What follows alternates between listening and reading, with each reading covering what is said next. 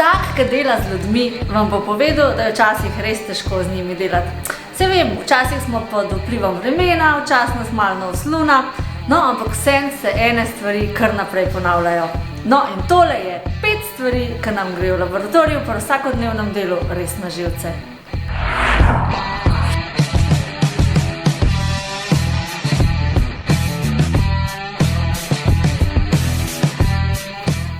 Živijo in dobrodošli nazaj na kanalu Moj laboratorij. Večinoma tukaj govorimo o pametnih stvarih in zato se splača biti naročen, ker vsega tega, kar vam mi dva poveva, zihar še niste vedeli.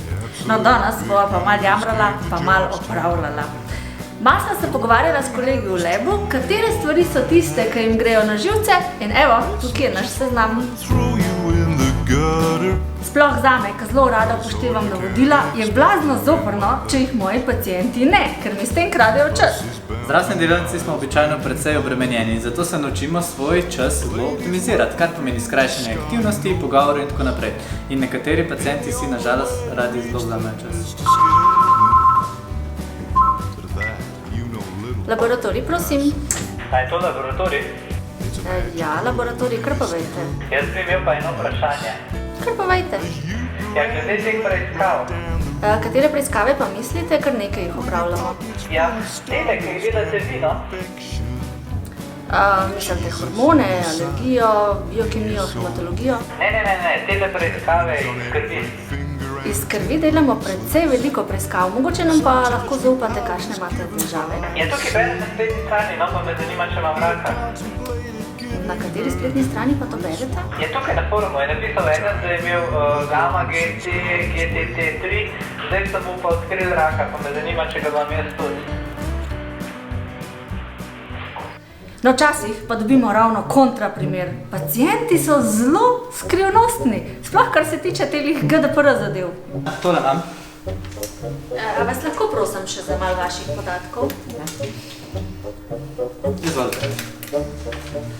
A lahko prosim še datum rojstva?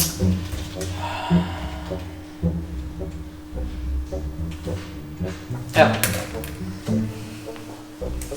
To je to, ne, se lahko kar sedem tam, ne? Moment pa... In kako bi izgledal izvid tazga pacienta? Takole. In zakaj je pomemben datum rojstva? Zato, ker so določene referenčne vrednosti vezane na starost. Če računalnik ne ve, koliko ste stari, potem jih ne more dodati. Zdravnik pa referenčnih ne zna na pamet.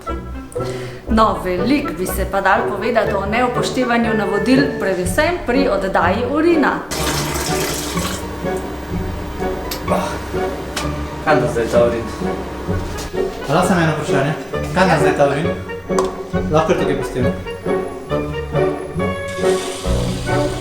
Laboratorij, kako vam lahko pomagam? Kar povejte. Kaj da zdaj ta urin?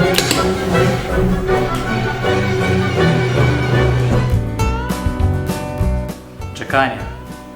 Vem, tudi jaz, kadar grem zdravniku, pred zaprtimi vrati čakam sestro, ko pa ta pride, pa vsi v čakalnici izgubimo čisto vso moralnost. Kdor da prej kartico, bo valjda prej na vrsti.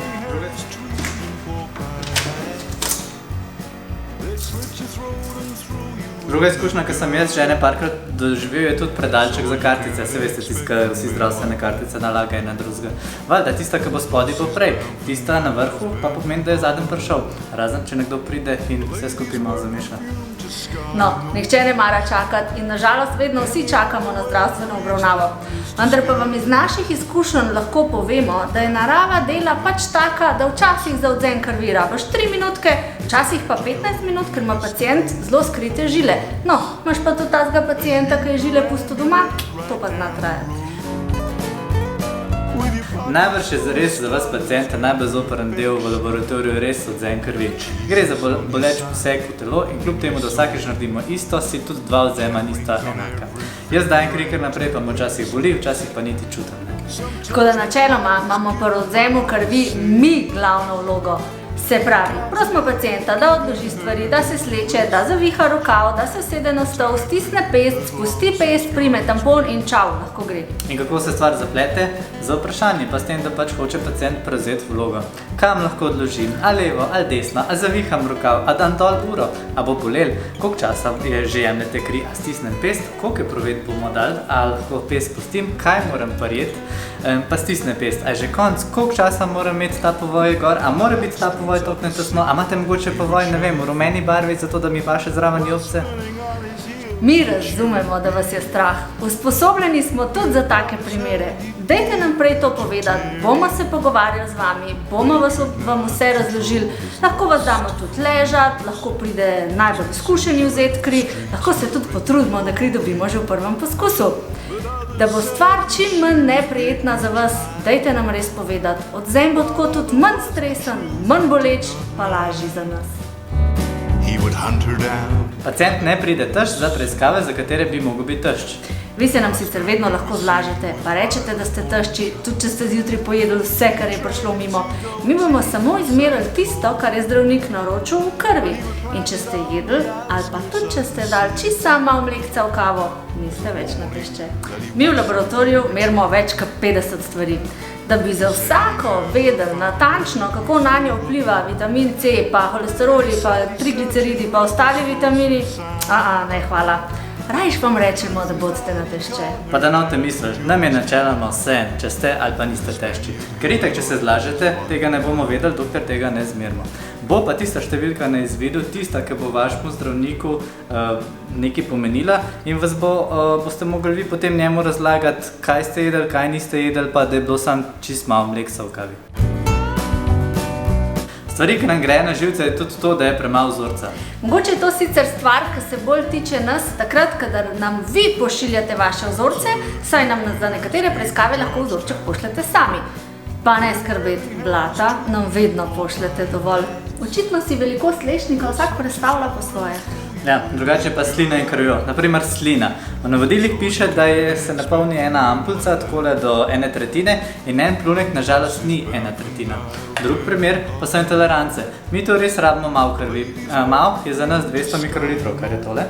To je 1/5 enega mililitra, da si lažje predstavljate, to je približno tokle.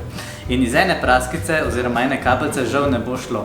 Ena kapljica vsebuje 15 mikrolitrov, kar pomeni približno 7 mikrolitrov vzorca. In to je približno tokle. Sej veva, da vas je strah se pičati, sploh če moraš pičati sam sebe. Še nam ne rata vedno, pa smo usposobljeni. Ampak vse je pa drugače, če se moraš pičati sam ali pa če te piče en druga, ne? Tako kot vidite, vsak poklic in tudi najin poklic ima svoje prednosti in pa zabavne trenutke in pa slabosti, ko treba šteti do 10. Lahko nam pa spodaj v komentarje zapišete, katere stvari grejo pa vam najbolj na živce, ko greste dati kri v laboratorij. Bo o tem poprašala še nekaj mimoidočih, pa posnela video o tem. No, do takrat se greva pa še malo buniti nazaj v laboratorij. Tako da se vidimo naslednjič. Vi pa še naprej skrbite za svoje zdravje. Čau! Kako me vidim? Ne, ker mi je in the face.